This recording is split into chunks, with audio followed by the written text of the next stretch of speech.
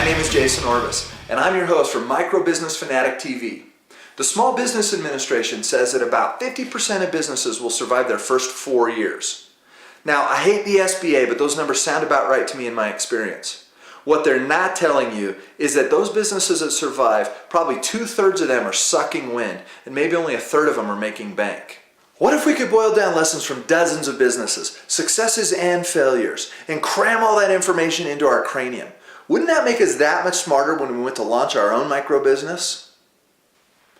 To make that happen, we have to take actual businesses and we have to pull their guts out and paw through them, see what happened, what bombed, what rocked, and we have to be brutally honest about it. So that's what this show's all about. So let's get our hands in some businesses. Welcome to another episode of Micro Business Fanatic TV. I'm here with John Spears, owner-operator of Signature Carpet Care. Signature Carpet Care out of Kaysville, Utah. John is an old friend of mine. Hey, you may not know this, but you owe me big time right now. Okay. He's like, okay. I'm good with that. I'm good with that. Yeah, but you should ask why. Why? Because I almost broke my ankle like 14 times because of you. Oh, my hoses or wet floors? No, not because of your carpet cleaning expertise. You drove your four-wheeler up my canyon and rutted my snowshoeing trail. And then I'm like going down the snowshoe trail and my left snowshoe keeps rolling into the... So you were up there bringing out an elk, weren't you? Yeah, bringing an elk from over in City Creek Canyon, yeah. So, dude, where's my elky goodness? Where's my backstrappage? You know what? This is the first year that I can think of. You haven't killed your own elk, so that's true. Yeah. Next time I come up, there'll be some. Just a little bit. I'll bring you a package. I've got a pretty full freezer, but yeah. Yeah. Oh yeah, backstraps. That's Rocky Mountain Gold. That's the whole reason we do it. Yeah, you're a hardcore high country hiker. I love it. Bow hunter. Yeah. Fantastic.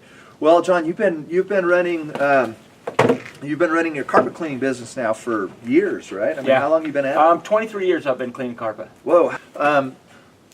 For the purposes of this show, we really break businesses down into two categories. Businesses that rock and businesses that bomb.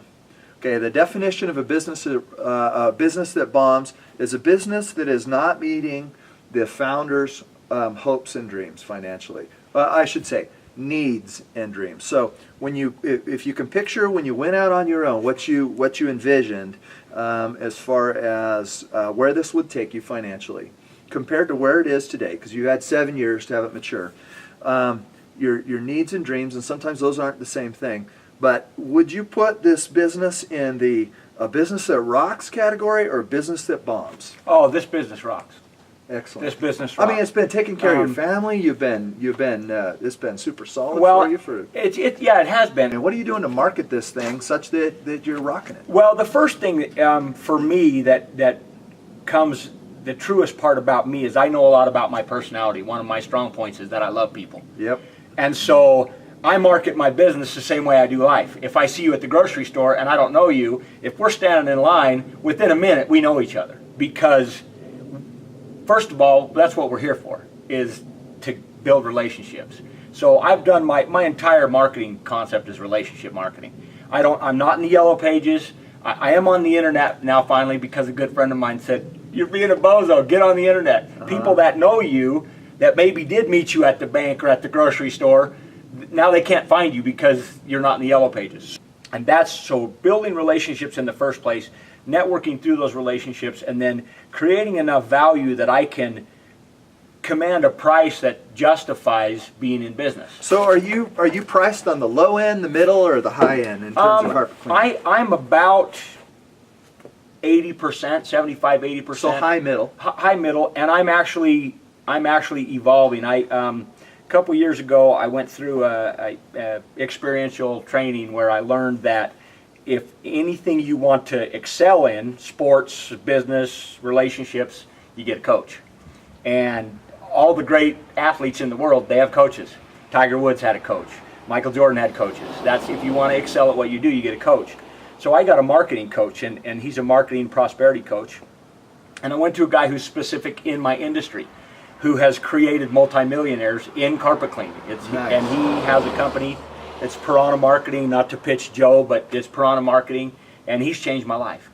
And he has convinced me that taking the value that you create and elevating the place you are in the price point. I am on a pathway to be in the 90 to 100%. I want to be absolute high end. You know, you hit the nail on the head. When I told my wife Pamela that we'd be meeting, she said, "Oh, John, yeah, John's really great. He does a great job, and I like having him around." You know, you've really nailed it here. And you're not just a guy who cleans carpets. You're also a hell of a salesman. And you use the oldest version of sales in the world. You create tremendous value, and you go out of your way to connect with people. When I show up from the beginning, the first thing I do is get out corner guards. The first thing that I do is put moving blankets out on hardwood floors and tile. I get a vacuum out. Even if the customer has just finished vacuuming, I vacuum the carpet. And so now I'm talking in a service-related industry, of course, but it's the same in any industry. Look for the things that no one else is willing to do, and those are the things that will set you apart. And those are the things that will allow you to literally write your own ticket. And it's not about gouging people. It's about taking the time. Let's just own this. When I come to Jayson's house, it's a 2-day event. I could clean the whole house in a half a day. But I couldn't clean the whole house and create the experience and take care of his things with a level of concern that he would want.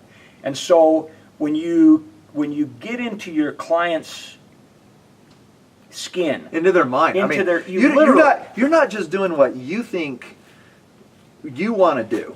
When you come and clean house, you get into your client's space, and you're saying, you're asking yourself, what would Pamela Orvis want? Absolutely. And that's how you do. And by the way, she totally notices. Yeah. Well, not only are you delivering the BMW, but you've combined that with the willingness to get the word out by putting yourself personally into your business. A lot of us try to hide behind our businesses, right? Push our businesses out front and say, that's my business, this is me, we're separate and apart. But you've gone ahead and done the authentic thing and put yourself right out there in front of your business. Well, you've taught us a lot of great things about how to make a business rock today. Thank you so much, John. You bet. Thanks, Jay. And onward and upward with the fantastic BMW of carpet cleaning. Awesome. All right, Thank you. Thank you, John. Yep. Thanks, brother.